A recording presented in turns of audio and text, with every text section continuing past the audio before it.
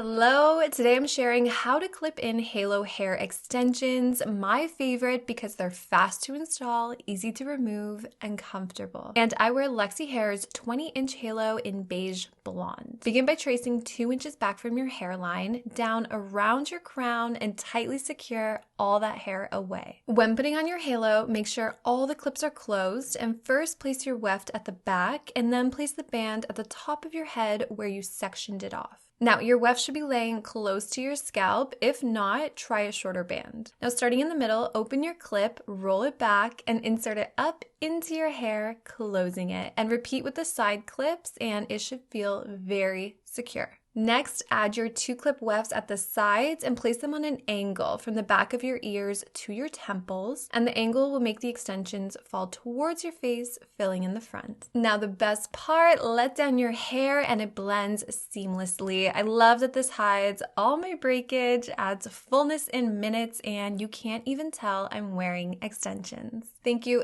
so much for watching. Comment any questions that you have below. Bye.